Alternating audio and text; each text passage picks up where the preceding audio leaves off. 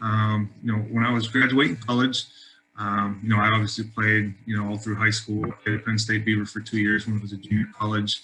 And my last year of college, my high school coach approached me and asked if I'd be interested in helping coach, the high school I went to. So I had the opportunity to do that. And that's kind of how it all started. I knew since I was in seventh grade that I wanted to teach and coach, and never expected to, come to the college level. I thought I'd teach high school or elementary and then just, coach as well. But, it's brought me here. I said I started coaching high school. After my first year coaching boys high school, our assistant high school coach took a girls job in a local town. So I went with him, coached there for 5 years. And that's kind of when Penn State Beaver was starting its program. Andy Kirshner, our athletic director, actually approached me my first year as the head women's coach at Monaca High School.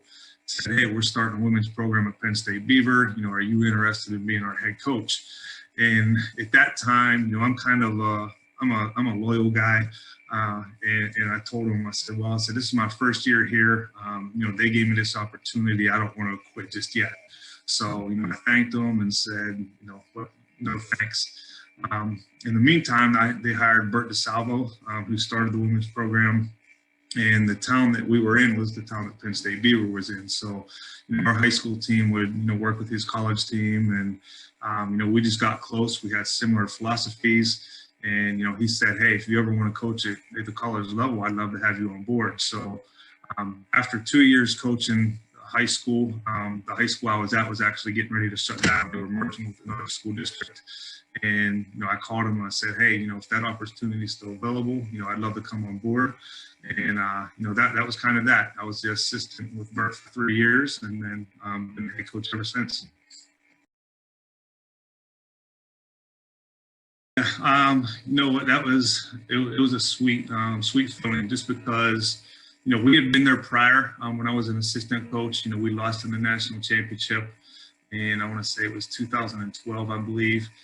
And then, Bert had left and I kind of took over the program. So that was actually, my first recruiting class coming in. It just seeing them build, the first year we won the, PSUAC. Our second year we won the PSUAC. And then 2015, which was, that first recruiting class's third year, we won the PSUAC and then obviously, the USCA championship. So, just seeing that group that my coaching staff put together from year one, grow and develop and become a family.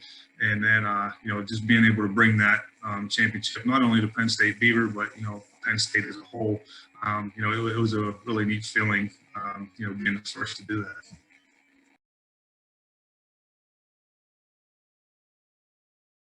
Yeah, I think, I think the story of this year, after winning it in 2020,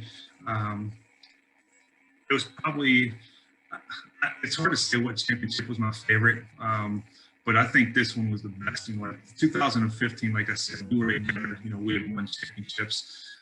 This 2021, I had left for 2 years and coached at Carlow University, which is, NAI and USCAA. And, this job opened back up, and Penn State Beavers is such a family-oriented school. I wanted to get back to that. So, I came back and, they had a good program. They lost in the PSUAC championship the year prior. A lot of those girls were girls that I had recruited even when I had left. So, I was familiar with them. But, just the style of play from the previous coach to how my philosophy was a lot different. And, so coming in, we were telling these girls, "Hey, here's how we want to play. Here's things that we're going to do." And a lot of them kind of, their eyes got big, like, "Oh man," like, overwhelmed almost, but, some excitement there. And the thing that we told them, day in and day out is, listen, if you believe in what we're doing, if you buy in, if you stay a family and you guys stay healthy, you have no, you're going to get better every single day, as long as you stay focused and buy in. And, they did that. And, you could see game by game progression, this one's starting to get it and that girl's starting to get it. And, by the end, we were peaking right where we wanted to be. And, I think just us saying that every day and them actually doing it, helped help them gain a lot of confidence in what we want to do and the way we did things. So that was probably one of my neatest stories, just seeing their buy-in from day one and believing in what we want to do, and them going up and doing it, and in the end results two more championships.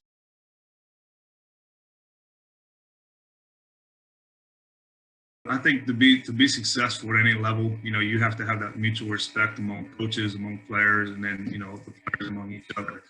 And from day one, we preach that. And we're not just bringing in girls to play basketball. We're bringing in girls to to have a family for as long as they want.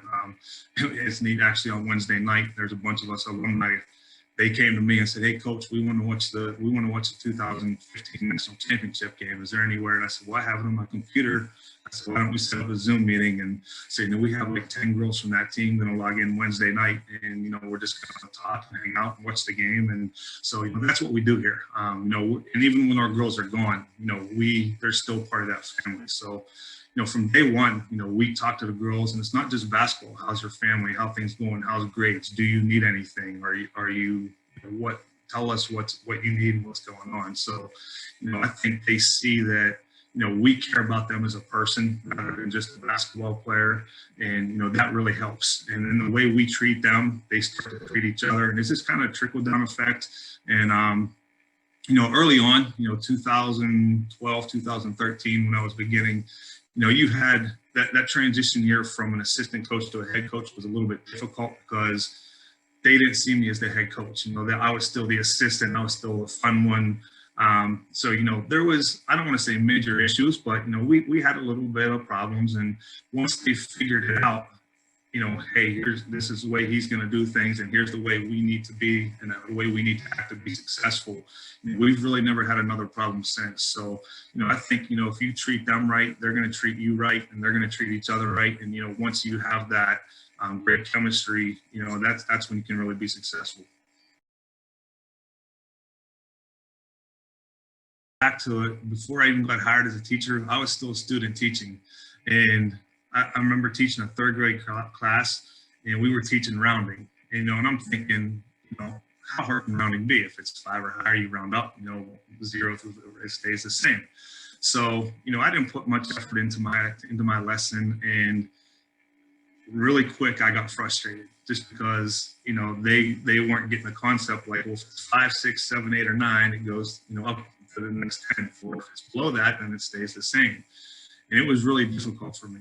And, the teacher that I was working with could sense the frustration. And so at the end of the day, she said, listen, she was like, you have to pretend that, these kids are a blank slate. It doesn't matter what it is.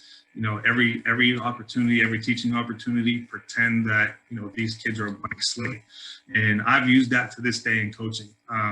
Rather than assuming that, they're going to know this or they're going to know that, I approach each practice as, they're a blank slate if we're teaching something new. So, my staff, myself, we break things down as much as we can. And it goes back to, just keep it simple. We do our best to keep it as simple as possible so that, they're not getting overwhelmed. And, I think the simpler we keep it, the more they catch on and the better chance we have of being successful that way as well. Volunteer so my 6-year-old, he's he's playing basketball now. He's playing baseball. So I volunteer coach, throughout the winter. If I can get to the MCA where he plays in his leagues, I go down there and volunteer coach with him. In the summer, I volunteer coach, for his baseball team. So that's a lot of it. But individually, kayaking and fishing are probably my favorite things. Any chance I get, hopefully this week with the warm weather, I'm going to get out there and just enjoy the nature and relax a little bit. But that's the main one. And then I like to work out, kind of stay fit when I can, and whenever I have time around the kids.